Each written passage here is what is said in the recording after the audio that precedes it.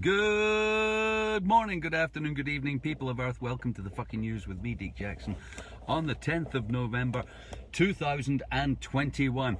Is COVID in farts? I mean, I'm asking the question because in Scotland, where I live, the government is planning to introduce vaccination passports for pubs, cafes, gyms. Let's see, what's going to gyms, blah, blah, blah, blah, blah. Pub, cafe, restaurant. Parts of an effort to save Christmas. Well, to begin with, you can fuck Christmas. Don't save Christmas for me. Don't bother. Good morning, Stephen Williams. Sergey, good morning. You don't have to save Christmas for me. By demanding people identify themselves and divulge medical information to a fucking bouncer. A bouncer.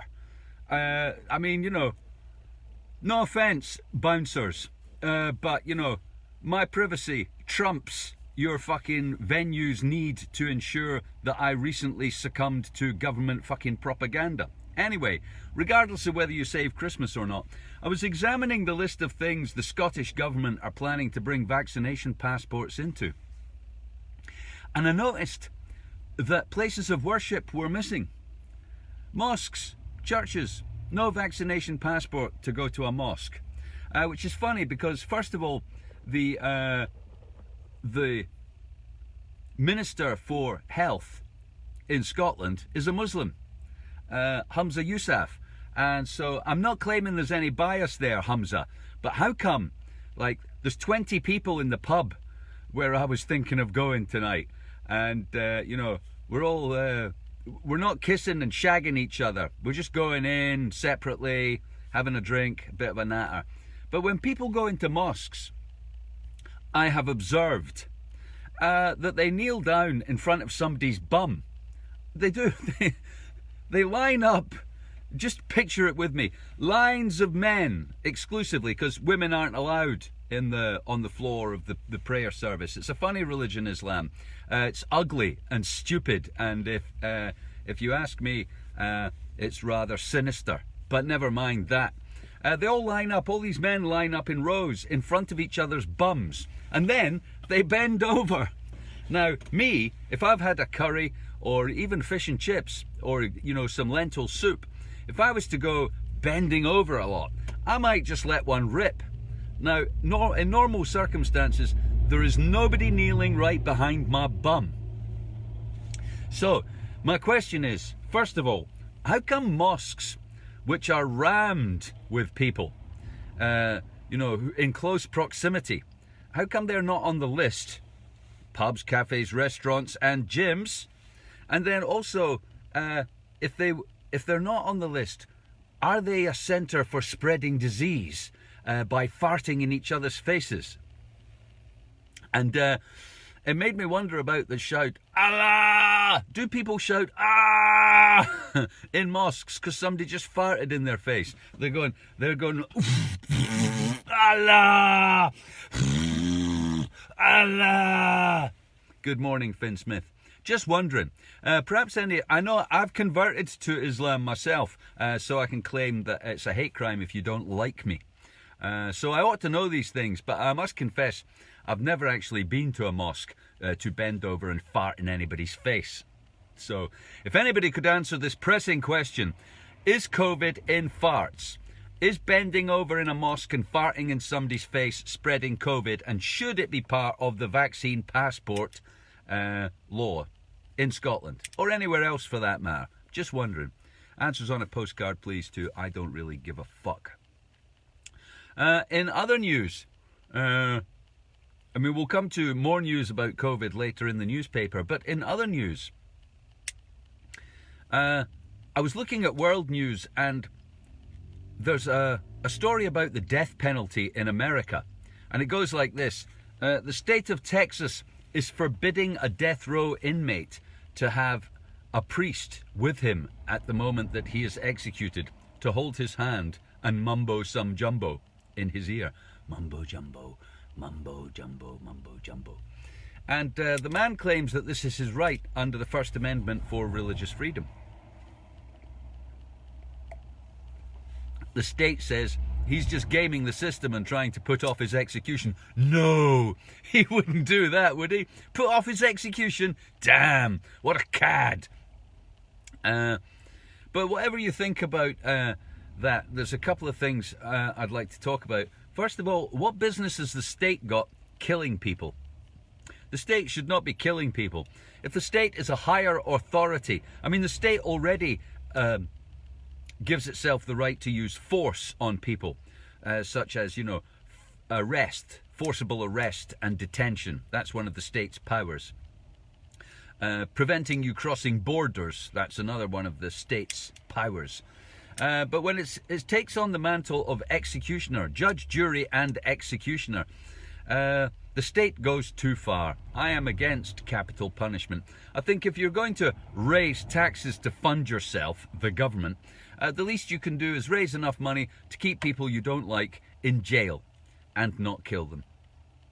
I think ultimately it is far worse to kill someone who is innocent than to allow someone who is guilty to go on living forever in jail. Just lock them up forever. If you don't like them that much, if their crimes were beyond the pale, lock them up forever.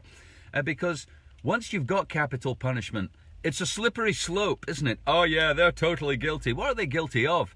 Well, in Egypt, a country that we support and sell arms to, they're guilty of opposing the state.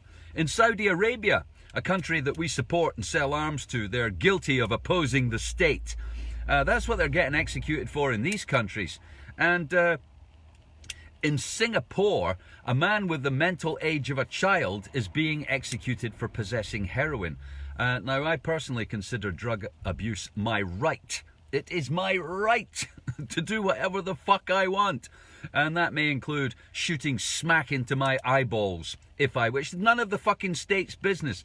It is no state on earth's business whether or not I want to shoot smack into my eyeballs. It certainly shouldn't be the death penalty. And once you've got the death penalty for something, hell, why not just keep adding to it?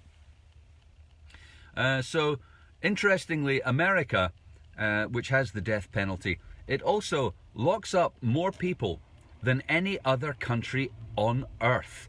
Not only has the American state set aside for itself the powers of, forcible kidnap and detention, it does that to more of its citizens than any other nation on earth. La da da da da da. It's land of the free. Well, sort of. Well, not really. Well, not if you're black, or Mexican, or Puerto Rican, who make up most of the prison population.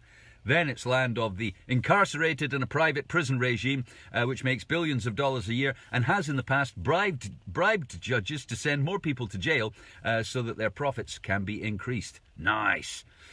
And the American government, although it doesn't execute more people than anywhere else on earth, it has more people on death row. So it's planning to execute more people than any other regime on earth. La da da da da da. Nice. And if you're on death row in America, with or without the right to hear some mumbo jumbo as you are killed, maybe you deserve it in the sense that you're guilty. Maybe you are guilty. Maybe you're not guilty. But I think you should be allowed. Again, in my opinion, if you want to hear a particular kind of mumbo jumbo before you go, fucking dad on. A bit like Bill Hicks says about the military, gays in the military. Anyone stupid enough to join the military, whether they're a woman or a gay or whatever, should be allowed. Likewise, anyone stupid enough to believe in some superstitious, retarded fucking nonsense should be allowed to hear it before they die. Just my personal opinion. So, is COVID in farts? Is there a heavy viral load in the mosque? If so, I believe vaccine passports. Hamza, if you're listening, I know you like to tune in. If you're listening, if you're going to apply vaccine passports to my pub, then I demand that it be applied to mosques where people are farting in each other's faces. Hello! Okay, moving on. There must be something in the air. There's more religious news here. More colleges adopt the international anti-Semitism definition. The number of universities adopting the international definition of anti-Semitism has rocketed. Interesting use of imagery and terminology there. Rocketed, like a Hamas retaliation. Hello, Wayne McVicker. It goes on. 95 universities. In October 2020, Gavin Williamson, who was Education Secretary, said the number of universities signed up was shamefully low. Why should you be ashamed of not adopting some pish about somebody's mumbo-jumbo? I don't know. What is the international definition of anti-Semitism? Here are some highlights and a number of examples. Anti-Semitic, you are anti-Semitic if you make mendacious, dehumanizing, demonizing, or stereotypical allegations about Jews. Now, what's a stereotype? Jews are all different. Anybody, apparently, who is Jewish could be wildly different in their dress, their behavior, or their conduct. I get that. Not all Jews are the same. But let's face it, they all believe the same thing. By definition, you can't be Jewish if you're not Jewish, can you? I'm just saying. Hey. I mean, if you're Jewish, you must share, completely share with other Jewish people some aspects of belief and behavior. So, allegation about Jews or the power of Jews as a collective. Well, again, if you're all Jews, if you are all Jews and your state is the Jewish state, it's the Jewish state of Israel. It's a state that was recently announced by the Jewish parliament, the Israeli parliament, to be exclusively for Jewish people. So a state that is exclusively Jewish must have a collective power. I mean, I'm not even bending linguistic semantics here. I'm just saying that collectively, if you have a state which is exclusively Jewish, that state must represent the collective power of Jews. De facto. Some people have argued that this definition could limit criticism of Israel. Yeah, I think it could. Because if you're not allowed to say bad things about the collective Jewish nation of Israel, because talking about allegations of Jews as having a collective power, then you're not really allowed to say anything about that nation, are you? It's a nation of Jews, and as a collective, they are exerting their power as a nation. So, and if you do that, if you are to do that, the penalties are considerable. They include being shot, airstrikes, stabbed, tank shells, invasion, colonization, and land grabs. That's, if you are anti-Semitic. There's some stories here about poppies, because it's Remembrance Day tomorrow. I think I'll leave all my feelings about the death of millions of young people who were conscripted by the royal family to die in their name until tomorrow. That's the kind of remembrance I'm into. I mean, I've never seen any of James Corden's musical outings. Thousands of people have signed a petition urging filmmakers not to cast James Corden in the musical adaptation of the film Wicked. The film adaptation of the musical Wicked. All right, Ariana Grande is in one of the lead parts. Details on other roles remain under wraps. Signatories of the petition declared, "We've suffered enough. He must be stopped." I mean, how bad is he? I've never seen him sing. I know he did something called Carpool Karaoke, but I never watched that pish. So, I mean, how bad is he? The comedian and TV host has attracted poor reviews for his appearance in film versions of Cats, Into the Woods, and The Proms, but he remains a favourite of studio bosses. Why? I mean, I would go with your fan base if I were you. Revealed the Tory MPs who make more from work outside the Commons. This is a double-page spread about sleaze. Because in Britain, we have just had one of the most illuminating periods of sleaze ever, where the Tory government voted or tried to vote that it alone, Tories, Conservative Party, should decide who was guilty of what, and that their new rules should apply retrospectively to a friend of theirs who was guilty of corruption and sleaze. Interesting. Banana Republic, doesn't even fucking do it justice. But nobody gives a fuck because we're more worried about saving Christmas. Let's save Christmas. More COVID restrictions to save Christmas. You can fuck Christmas for me. It's not even Christmas. Jesus is a Roman lie. So, let's not do anything like that on my behalf. So, there's a whole list of Tory MPs and their earnings from second jobs. These are all allowed, okay? These are all legitimate. Nobody is claiming that these things are bribery or corruption. Good morning, Zina Amaz. However, if you look here, right, Sir John Redwood earned £5,000 for an hour's work each month as a member of the advisory board to Epic Private Equity. What have you got to do to earn £5,000 in an hour? I mean, you look at Sir John Redwood, he's not that good looking. I mean, I don't care how much you want to come on somebody's tongue. He is not worth £5,000 for the shot. I mean, you'd have to be £5,000 for an hour. You would have to be a pigtailed princess selling your virginity to a Saudi prince for £5,000. What is Sir John Redwood doing for a private equity firm? That's a kind of posh bank for £5,000 for 1 hour every month. That's a fucking bribe, isn't it? There's nothing a human being could possibly do in 1 hour that's worth £5,000. Well, unless it was Elvis coming back for the dead for another comeback at Las Vegas, you know what I mean? I get that some performers who pack out an auditorium, but it's not like, that's one customer. This is the equivalent of Ed Sheeran playing to one person for an hour for £5,000. Now, Ed could probably command more than that. Let's say that the, Mohammed bin Salman, the Prince ruler of Saudi Arabia, wanted Ed Sheeran to play his birthday party. Michael Jackson was once paid $5 million to play the Sultan of Brunei's birthday party. So I can see that.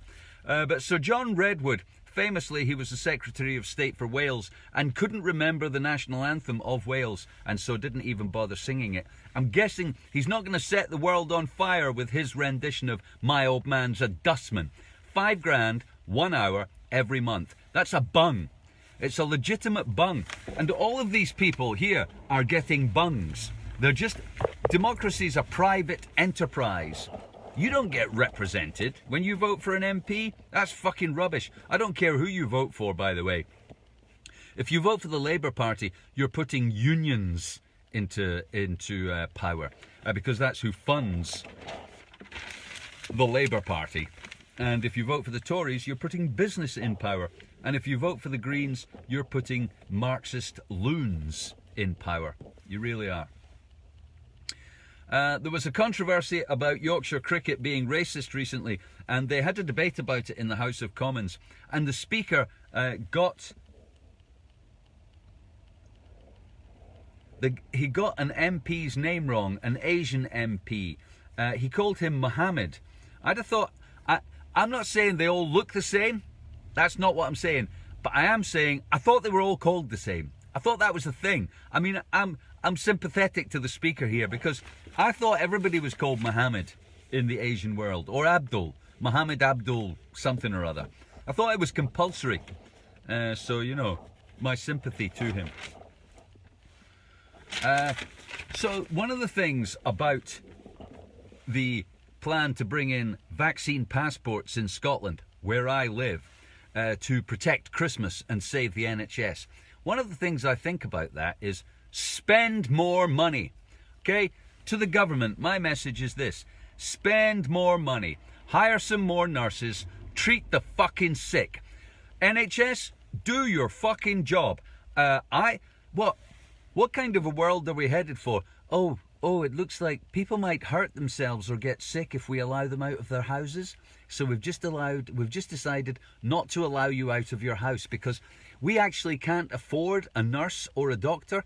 So if you were to get sick, it would be awful, and we'd have to pay a nurse and doctor agency huge amounts of money to provide the government, because the government sucks so much at funding and running the NHS in Scotland. Nicola, are you listening? You suck so much at running the NHS in Scotland that I can't afford to get sick. Nobody can afford to get sick. Nobody. I've got a mild respiratory illness. Oh, well, it's okay. We're going to lock everybody up. We're going to take away everybody's freedom because somebody might get sick. Somebody, by the way, who might be 80 and live in a care home. How many 83-year-olds have you seen down the disco recently? Or in the mosque farting in your face? How many?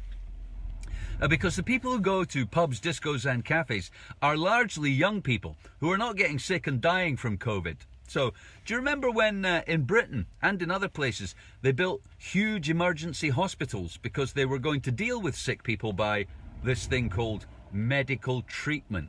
Remember that? They were going to build hospitals, and in these hospitals, nurses and doctors, people who treat sick people, they were going to do their fucking jobs. They were going to treat sick people who got sick, and we were all going to go on with our lives as normal. Do you remember that? Wasn't that great? The idea that sick people should get treated in a hospital, and we, you and me, the people who are not sick, should go about our fucking business. I know it's a strange, compelling, wild, it's almost a revolutionary idea these days, isn't it? It's almost a revolutionary idea. You get sick, go to hospital, get treated by a doctor or a nurse. I don't get sick.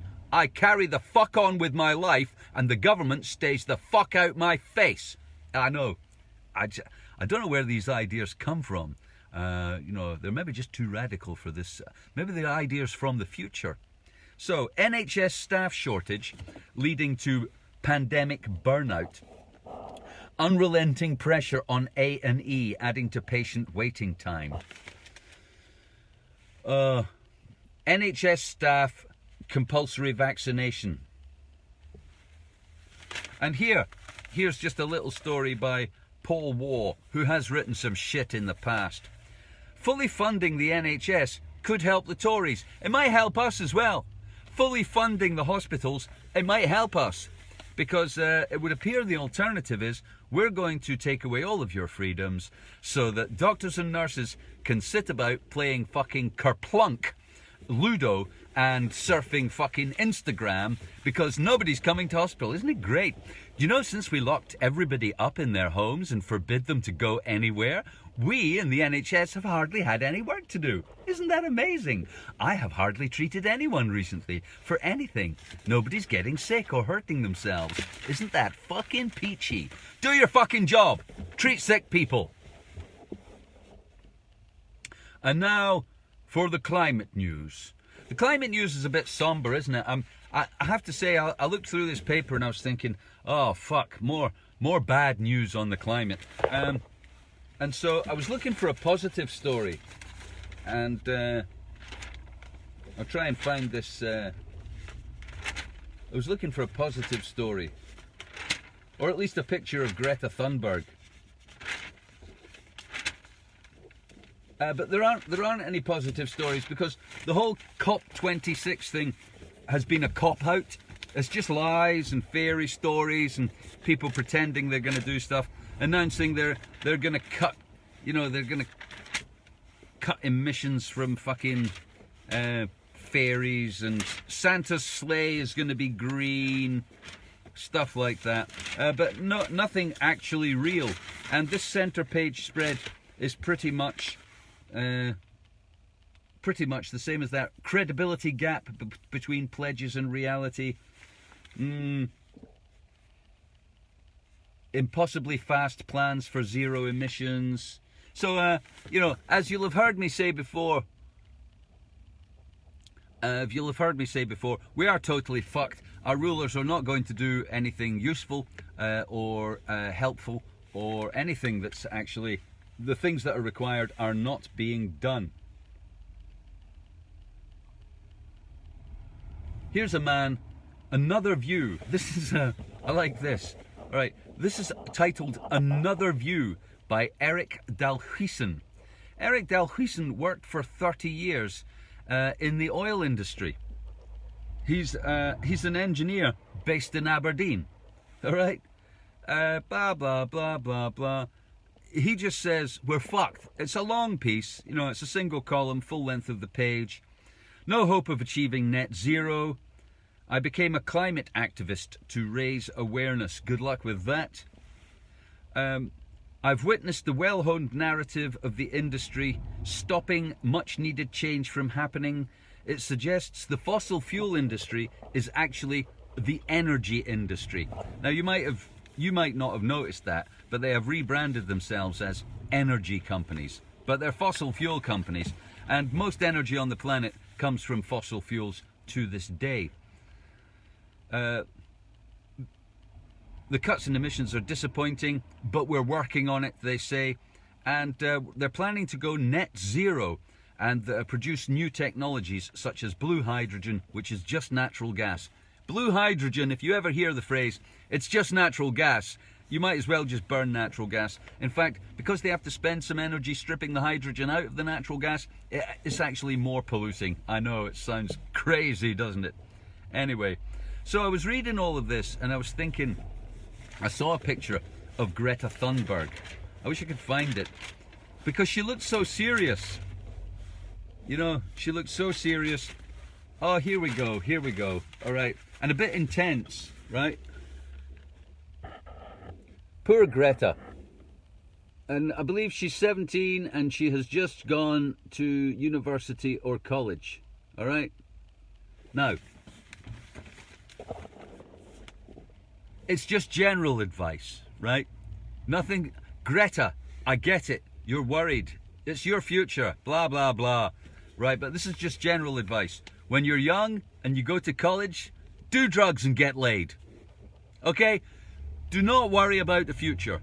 Do drugs, get laid. Get some rock and roll. Go out, let all hang out, get your freak on. Fucking hell, man. Party on. Because I assure you, the oil industry does not give a fuck what you're saying or doing at all, whatsoever. And the oil industry is probably paying that Tory MP £5,000 an hour so they can come on his tongue. And you're not worth £5,000 an hour. You're not. Because you're going to do fuck all for the oil industry, and they don't care what you do anyway. So, Greta, just general advice. If you're at college or university, do drugs, get laid, get your freak on. Just saying, try not to let life grind you down. You'll thank me for that when you're 30. And people who get to 30 and think, oh no, now I'm old. You want to try being nearly fucking 60. I'll tell you. Do you remember when we were excited that Donald Trump was going to build a wall? Well, turns out Poland's building a wall. The whole of Europe's building a wall. Razor wire. I've been saying this for years. We are going to put the razor wire up. We're going to watch migrants die dangling from our razor wire. And then we're going to complain that things aren't woke enough, and that we need to be more respectful and tolerant about LGBT people and, you know, people who practice bizarre mumbo jumbo. But we are collectively, as a rich Western bubble, we're going to put the razor wire up and we're going to watch black Africans dangling dead from them. And Middle Eastern Arabs, we're going to watch them dangle dead from them, or stumble in clouds of tear gas back to their poverty fucking ridden bender on the outskirts of town. We're going to watch that happen on a 4K TV made in China, the most secretive and tyrannical regime on earth. A corporation funded on the New York Stock Exchange so that white corn-fed trust fund babies can drive a fucking Beamer. Yay! And I'm all for it. Fuck it. What are you going to do about it? You'll notice I'm back in my van. I'm not saying I've fixed my turbo, because my van still smokes like a fucking bushfire. But I think that's because I didn't clean out the intercooler, and there might still be some oil in there, so... Police rule out terrorism as man with knife is shot dead. Only one police officer was slightly hurt.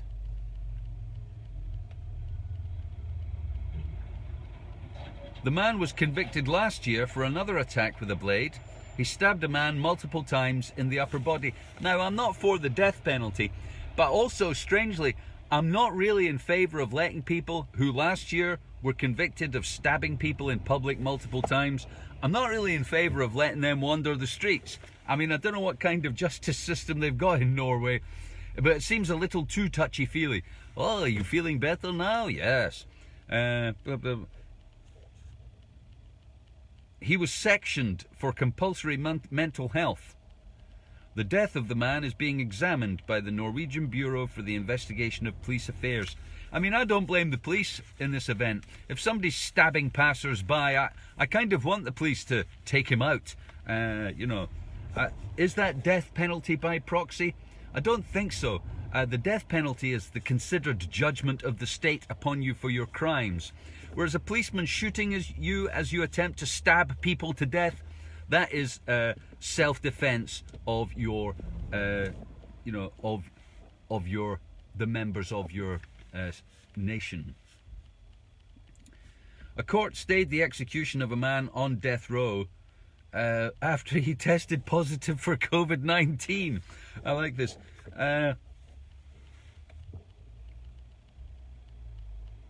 He tested positive a day before he was due to be hanged. And so what are they hoping the COVID will get him? Are they hoping the COVID will get him and that'll save them, like, that'll not make them look bad? That was in Singapore. It's okay, we've stopped executing people. We just put them in a jail where they breathe in people's farts all day. And that kills them instead. Or not. Alright, well, I guess that's just about it. Because we're into financial news, which is business as usual. So yeah, thanks for tuning in. Is COVID in farts? Anyone? I mean, what's the viral load of a fart in your face in a mosque?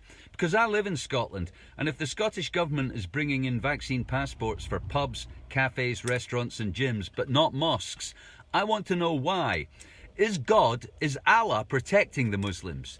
Is God, good afternoon Cannabis Ted, has God got a deal with people who believe in his mumbo jumbo that they are immune or exempt from vaccine passports? Because the last time I looked, religious congregations were just as big and just as intimate as people going to a pub. In fact, even more so in some cases. So, answers on a question, please. Actually, I'm going to Google this. I am. Thanks for tuning in. I'm going to go and do something fun. I don't know what. It's a bit cold for busking. Perhaps I will clean my intercooler because, you know, driving about in a bonfire isn't fun. So I hope you're going to have fun as well, because today is as good as it's going to get, and tomorrow will suck just a little bit more. Treat the sick, doctors and nurses. Treat the sick, and I'll go about my fucking business. Thanks. See you soon.